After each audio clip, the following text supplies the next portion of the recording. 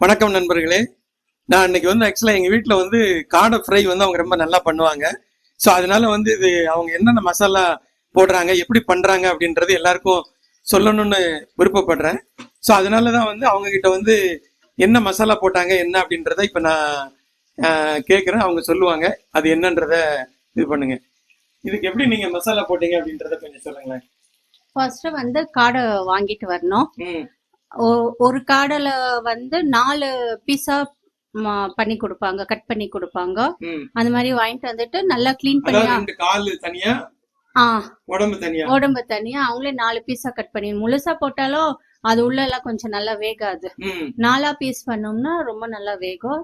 சாப்பிடவோ கடிச்சு சாப்பிடவோ முறுமுறுன்ட்டு நல்லாவும் இருக்கும், டேஸ்டாவும் இருக்கும். அதனால நல்லா வாங்கிட்டு வந்து மஞ்சத்தூள், உப்பு, கொஞ்சம் வினிகர் எல்லாம் போட்டு நல்லா வாஷ் பண்ணுவேன். கொஞ்சம் லெமன் கூட போட்டு கூட வாஷ் பண்ணுறதுனால வாஷ் பண்ணலாம். உங்களுக்கு அதோட ஸ்மெல் எல்லாம் இல்ல, அவ்வளோ குட்டி காடுனால உங்களுக்கு அவ்வளோ இது வராது. சிக்கன்னா இதெல்லாம் நம்ம யூஸ் பண்ணி நம்ம வாஷ் பண்ணிப்போம். ஆனா காடைல உங்களுக்கு வந்து அவ்வளோ இது இருக்காது. நார்மலாவே நீங்க மஞ்சத்தூளும் மாத்திரம் போட்டு வாஷ் பண்ணாவே போதும். மற்றபடி வேற எதுவுமே போடணும்ட்டு அவசியம் இல்லை. நல்லா வாஷ் பண்ணிட்டு வச்சிடணும். அதுக்கப்புறம் மசாலா வந்து இப்போ ஒரு 10 காடை எடுத்துக்கணும்னா 2 முட்டை. நான் ஃபர்ஸ்ட் ஒரு சொல்றேன், அதெல்லாம் கொஞ்சம் எடுத்து வச்சுக்கோங்க தனியா. கொஞ்சம் ஒரு 1/2 ஸ்பூன் சோம்பு, 1/2 ஸ்பூன் சீரகம், அப்புறமா கொஞ்சம் ஒரு 15 பூண்டு, ஒரு 1/4 இஞ்சி, 15 பல்லு பூண்டு, இஞ்சி கொஞ்சம், ஒரு கை அளவுக்கு இஞ்சி, அதுல ஒரு 4 பச்சை மிளகா. நான் சொல்றது இப்ப 10 காடைக்கு ஒரு 4-5 பச்சை மிளகா. அது கூடவே கொஞ்சம் நம்ம இது வந்து அரைச்சிக்கிற மசாலா. இது தனியா மிக்சியில வந்து ஒரு 2 சின்ன வெங்காயம், ஒரு 4 பச்சை மிளகா, பூண்டு, இஞ்சி, கொஞ்சோண்டு மிளகு, கொஞ்சோண்டு சீரகம், கொஞ்சோண்டு கருவேப்பிலை எல்லாம் போட்டு நல்லா அரைச்சிக்கணும். அரைச்சி தனியா இதை வந்து தனியா செப்பரேட்டா வச்சுக்கணும். கடாயை எடுத்துக்கிட்டு ஃபர்ஸ்ட் 2 முட்டை உடைச்சு போட்டுக்கணும். அதுக்கப்புறம் ஒரு 4 ஸ்பூன் தயிர் ஊத்திக்கணும். அதுக்கப்புறம் கொஞ்சம் ஓமம் போடணும். ஓமம் ஏன் போடுறோம்னா, அரைக்கும் போது அதுக்கு தனியா தயிர் இல்ல அதுக்கெல்லாம் தயிர் ஊத்த மாட்டோம். அது மட்டும் இதுக்கு மட்டும் தான் தனியா கடாயில ஊத்தி வச்சுக்கணும். அதுக்கப்புறம் வந்து ஓமம் போடணும். ஓமம் மெயினா போடணும். ஏன்னா சில பேருக்கு வந்து வயிறுல ஒத்து போவாது, சில பேருக்கு நல்லா இருக்கும். அது ஓமம் சாப்பிடுறதுனால உங்களுக்கு நல்லா ஜீரணமும் ஆகும், நல்லாவும் இருக்கும், எந்த எஃபெக்ட்ஸும் ஆகாது. அரைக்க கூடாது. இது மிக்சிங் பண்ணும்போது கொஞ்சம் ஓமம் போட்டுக்கணும். ஓமம், ஏன்னா நம்ம பெப்பர் அதுல போட்டு அரைச்சதுனால நம்ம பெப்பர் தூள் போடணும்ட்டு அவசியம் இல்லை. நான் வந்து சிக்கன் 65 மசாலா வந்து சக்தி மசாலாவோ ஆச்சி மசாலாவோ கொஞ்சம் யூஸ் பண்ணுவேன், அது டேஸ்ட் வர்றதுக்காக. அதுக்கப்புறம் வந்து இந்த கடாயில வந்து மிக்சிங் பண்ணும்போது கடாய் சும்மா தான இருக்கும், அத வந்து ஹீட்ல பண்ண மாட்டீங்க? இல்ல சும்மா அது மிக்சிங் பண்றதுக்காக பாத்திரத்துல மிக்ஸ் பண்ணலாம். ஃபர்ஸ்ட் 2 முட்டை எடுத்துக்கணும்.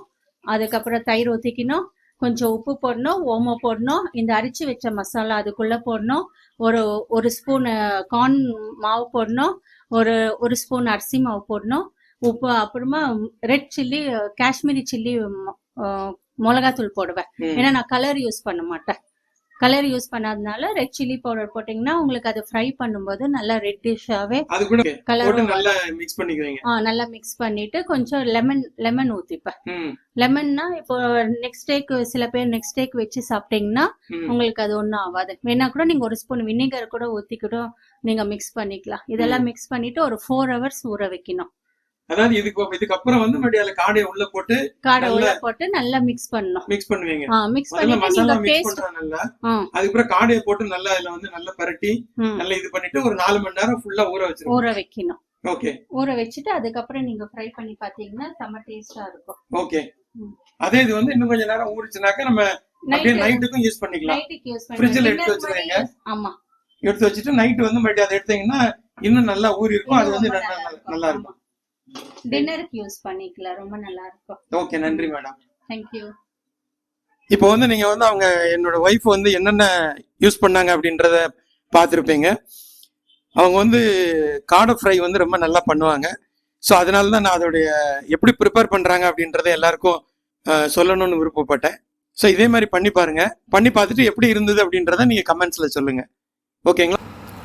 இப்போ பாருங்கள், இந்த காலில் வந்து காலையில் ஒரு ஸ்பெஷாலிட்டி என்னென்னா, இந்த போர்ஷனில் உள்ள எலும்பு எல்லாம் அப்படியே கடிச்சு சாப்பிட்றலாம். இது மட்டும்தான் உங்களுக்கு வந்து இதுவாகும், வேஸ்ட் ஆகும். அதனால் சின்ன சின்ன எலும்பு எல்லாமே கடிச்சிடலாம். அந்த அளவுக்கு வந்து மொறுமொறுன்னு ஆகிடும். இது பார்த்தீங்கன்னா பயங்கர கிறிஸ்பியாக இருக்கும், நல்ல டேஸ்ட்டாக இருக்கும். சிக்கனை விட பயங்கர டேஸ்ட்டு. அதோட இது உடம்புக்கு நல்லதும் கூட. இந்த வீடியோவில் வந்து எங்களால் வந்து ஃபஸ்ட்லேருந்து எவ்வளோ அளவு என்ன அப்படின்றத காமிக்க முடியல. அடுத்த வீடியோ வந்து நாங்கள் வந்து ஃபஸ்ட்லேருந்து ரெக்கார்ட் பண்ணி டீட்டெயிலாக போடுறோம். இதை மாதிரி குக்கிங் வீடியோஸ் வந்து நாங்கள் ரிப்பீட்டடாக போடுறோம். நன்றி, வணக்கம்.